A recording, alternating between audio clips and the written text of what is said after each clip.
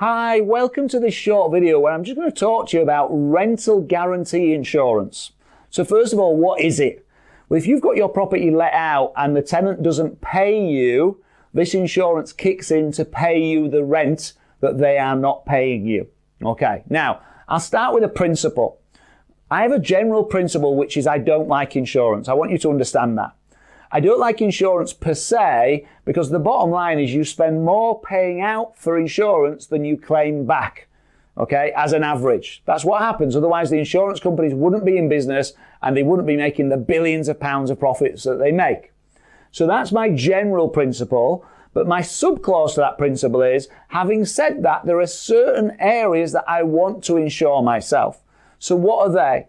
Well, those areas I want to definitely insure myself may be, for example, that I want to insure myself if it's going to be an over-expensive thing. So if the house blows up and it's now a £100,000 problem, I don't have that in a savings account. That's something I can't afford, so it's worth having the assurance for the peace of mind. Okay? If it's my life insurance, so if I die, I can't then control that. I'm not here to control it. I need to make sure the right insurance is in place for my spouse and children. Critical illness covers the same. Okay? So historically, that's been my two principles. Don't insure when you don't need to, but do insure for the bigger things. So people have often, over the 20 years I've been investing in property have said, well, what about insuring on rental, getting rental guarantee insurance, insuring yourself for loss of rent? And for many years I've said no, because the premiums being charged were far too high for what the cover was that you got. Things have progressed. We're now working with a company who I have no direct relationship with beyond I love them and I love what they do, called Legal for Landlords. They're the company we use, by the way, to do all the referencing. So when we're referencing a client that we're going to, a tenant that we're going to potentially let move into one of our properties, or one of your properties, should I say, we would reference them with Legal for Landlords. We'd do our own checks, but Legal for Landlords would do a load of due diligence checks as well. And Legal for Landlords launched an insurance policy that says if we've underwritten them and said this is going to be a good tenant, we won't just say that, we'll put our money where our mouth is. We'll dramatically drop the premium that you need to pay if you want to have rental guarantee cover.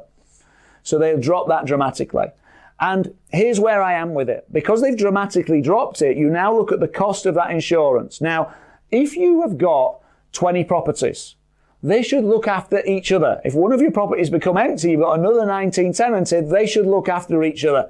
We now don't need the insurance in place because they're looking after each other. They look after their own. Okay? If I'm at the start of the journey and I've only got one property, and let's assume I don't have a lot of money elsewhere in my personal life or a lot of profit per month to be able to support that investment, that's totally different. Now that's quite a high risk for me. Now I'm in a position where if the rent wasn't getting paid, this would become quite a problem for me. So taking those kind of two extremes, if I'm out here with 20 properties, I don't need rental guarantee insurance. If one comes empty, the other 19 look after it. It's not even affecting me. But if I'm right on my own, I'm getting my first or second or third property and my personal profit per month is not that much to sustain anything being empty or someone not paying, then having that insurance in place might be a really good idea. Okay, particularly now as the premiums are a lot smaller. So, what does rental guarantee insurance cover? Well, if you ask the team, they'll send you out some more information. There's just a 2-page summary that summarizes it really, really well.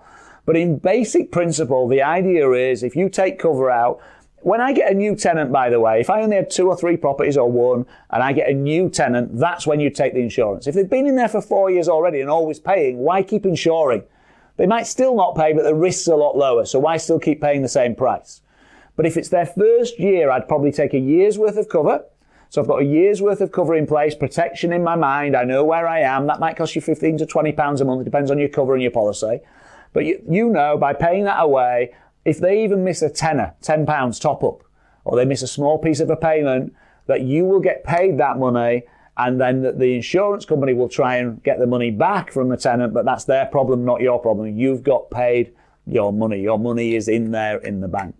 So this rental guarantee insurance is there, and for me, I would now recommend it to people who have got one or both of these factors in play. Either they've got a smaller amount of properties, maybe 6 properties or less, something like that, okay? And secondly, and it's an and or, you've got a tight income situation where the money coming in doesn't leave a lot left each month, or even if it does leave a lot left, you wouldn't want to have to support it if you needed to. Now, we run our investments with contingency, so you should never be in a point where you're having to support it personally anyway, but lots of people don't like to see their contingency dwindling. It feels stressful if something else, if money is tight over here. So ask for our written document on this, which has got a bit more information. Will help you to clarify for yourself. Speak to the team. They'll help you work out what is best for you. And then if you want the cover setting up, the team can do that for you. But that's kind of my stance on it. I used to be, no, don't go there. Nowadays, I'm like, do you know what? If you've got less properties, so they're not looking after each other in the early part of your journey with us when you're building your portfolio, for that peace of mind, I think it's probably worth it. And definitely if your money is tighter elsewhere, I think it's definitely worth it as well. Just to give you that peace of mind and protection, so you know that rent is always coming in. So as I always say, invest with knowledge, invest with confidence, create financial freedom. Thank you for listening to this video, and I'll speak to you soon. Thank you. Hi guys, it's Aaron here. Did you enjoy this week's video? If so, there are 3 things you can do to continue your property investing journey. The first is you can click here and subscribe to my YouTube channel. I really hope you do, because then each week I can keep sending you great educational videos just like this one, so you can keep developing your property knowledge. Secondly, you can click the link here and get a free copy of my book, The Property Coach, where I teach the 9 steps to really, truly successfully building a property portfolio. The third thing you can do is click here and go to my website, www.arancurry.co.uk. And there you can subscribe for free to my newsletter. And what that means is you'll get loads of free educational content in lots of different forms. And also any of our promotions or offers that we run are also there on the website and also in those e-newsletters. Again, helping you move forward with your property investing journey. So if you want to take action, just click any of these 3 boxes or all 3 and move forward to the next level.